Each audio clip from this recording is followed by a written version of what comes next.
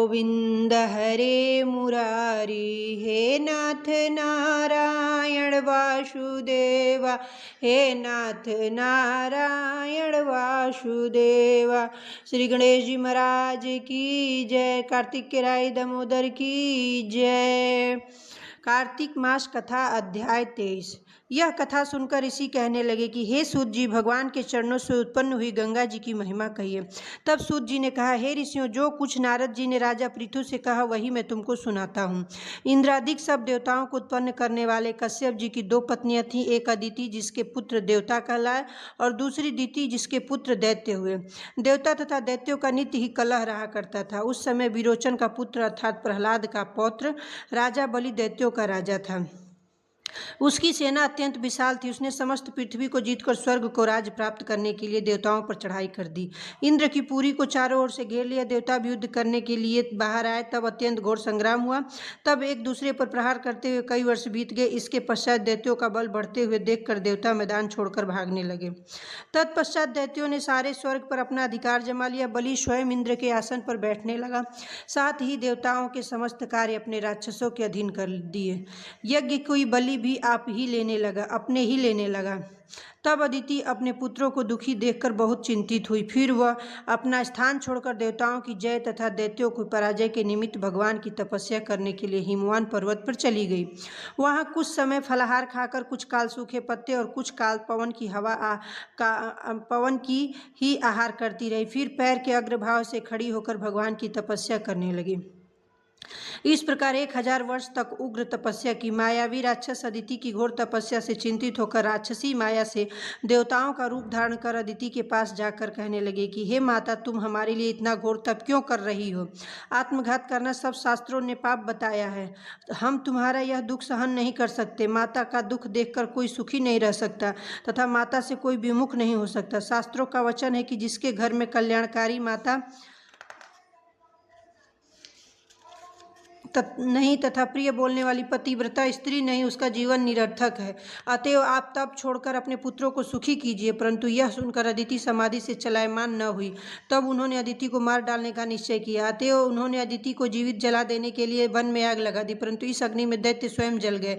अदिति को किसी प्रकार की हानि नहीं पहुंची और उन्हें उसका कुछ पता न चला, क्योंकि भगवान ने अपने चक्र सुदर्शन से अदिति की रक्षा की थी। बोलो कार्तिक मास अध्याय 23 समाप्त। राधे राधे। अच्युतं केशवं कृष्ण दामोदरं राम नारायणं वासुदेवं हरे श्रीधरं माधवं गोपिका वल्लभं जानकी नायकं रामचंद्रं भजे। हरे राम राम राम हरे हरे। कार्तिक के राय दामोदर की जय। श्री गणेश जी महाराज की जय। कार्तिक मास कथा अध्याय 24। ऋषि पूछने लगे कि हे सूत जी, बड़े आश्चर्य की बात है कि अदिति अग्नि में नहीं जली। तब सूत जी ने कहा, इसमें आश्चर्य की कोई बात नहीं। जिन भगवान के स्मरण मात्र से सब संकट दूर हो जाते हैं, उनका ध्यान करने वाले भक्त को कौन कष्ट दे सकता है।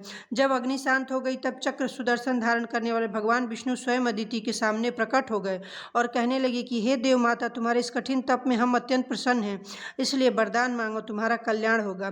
तब अदिति ने हाथ जोड़कर भगवान की स्तुति की है। हे भगवान, जिनके स्मरण मात्र से सब क्लेश नाश प्राप्त हो जाते हैं, जिनके चरण कमलों की सेवा करके भक्त लोग परम सिद्धि को प्राप्त हो जाते हैं, यज्ञ में स्थित यज्ञ के प्रबोधकर्ता, जिनकी माया को ब्रह्मादिक देवता भी नहीं जान सकते, जिनके मन से सूर्य चंद्र, मुख से ब्राह्मण, भुजाओं से क्षत्रिय, जंघा से वैश्य तथा पैरों से शूद्र उत्पन्न हुए, ऐसे भगवान को नमस्कार है। भगवान, देवता, नदी, समुद्र आप ही हैं, अतएव आप मेरे पुत्रों की रक्षा कीजिए। हे भगवान, आप अंतर्यामी हैं, सब कुछ जानते हैं, अतएव मेरे पुत्रों को अकंटक राज्य दीजिए। अदिति के ऐसे प्रेम भरे वचनों को सुनकर भगवान कहने लगे कि हे देव माता, हम ही तुम्हारे यहाँ जन्म लेकर तुम्हारे पुत्रों की रक्षा करेंगे।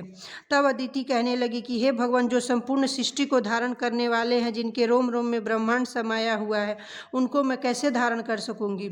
भगवान कहने लगे कि अदिति माता, पिता, गुरु, अतिथि तथा ब्राह्मणों की जो सेवा करते हैं वह सदैव मुझको धारण करते हैं। तुलसी और गौ की रक्षा करने वाला भी मुझको धारण करता है, अतएव मैं तुम्हारा पुत्र होकर शत्रुकुल का नाश करूंगा। यह कह अपने कंठ की माला देकर भगवान अंतर्ध्यान हो गए। इसके पश्चात दक्ष की कन्या अर्थात देव माता अदिति भगवान को नमस्कार करके अपने आश्रम में चली गई। समय पाकर अदिति ने शंख, चक्र, गदा, पद्म तथा कमंडल धारी किए हुए हजारों सूर्य के समान तेज वाले कमल नयन पीतांबरधारी मुनियों द्वारा स्तुति किए गए दैत्यों के नाशकर्ता भक्तों के प्रिय वामन भगवान को पुत्र रूप में देखा।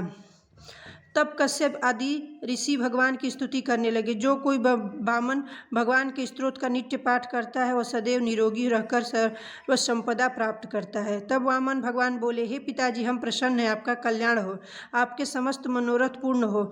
हमने 2 बार आपके घर में जन्म लिया है और आगे भी आते रहेंगे। इतना कहकर भगवान ने बाल रूप धारण कर लिया। उधर राजा बलि ने भी शुक्राचार्य को अपना आचार्य बनाकर बड़ा भारी यज्ञ प्रारंभ किया, जिसमें लक्ष्मी जी सहित हवि ग्रहण करने के लिए भगवान विष्णु का आवाहन किया। उसी समय भगवान विष्णु ब्रह्मचारी के रूप में वहां पर आ गए।